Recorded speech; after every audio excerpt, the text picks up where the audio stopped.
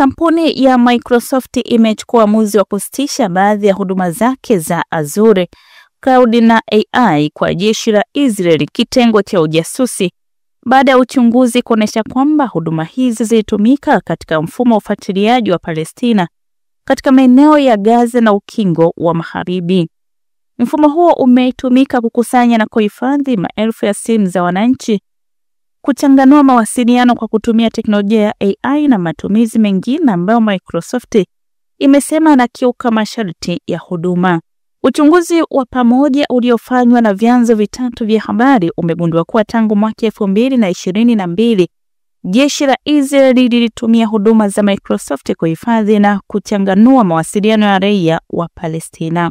Sehemu kubwa ya mawasiliano hayo ikiwekwa kwenye vituo vya kuhifadhi data vya Microsoft vilivyoko Uholanzi na Ireland.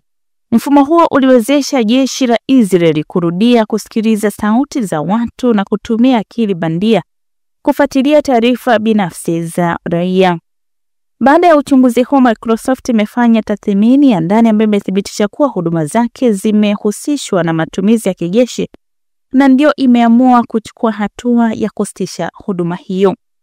Hatua ya Microsoft imeibua mjadala mpana kuhusu wajibu wa kampuni kubwa za teknolojia. Mashirika ya haki za binadamu yamesema huu ni ushindi wa uwajibikaji na ni onyo kwa kampuni nyingine zinazohusiana na migogoro ya kijeshi. Hata hivyo, changamoto bado ipo, kwani Microsoft bado inashirikiana na taasisi nyingine za ulinzi za Israel. Hivyo hatua hii haimaanishi ukomo wa ushirika baina ya kampuni hiyo na Israeli. Uamuzi wa Microsoft kusitisha baadhi ya huduma zake kwa jeshi la Israel umefungua mjadala muhimu kuhusu nafasi ya kampuni za teknolojia katika migogoro ya kisiasa na kijeshi na jinsi zinavyoweza kulindwa ama kujilinda dhidi ya matumizi mabaya ya huduma hizo.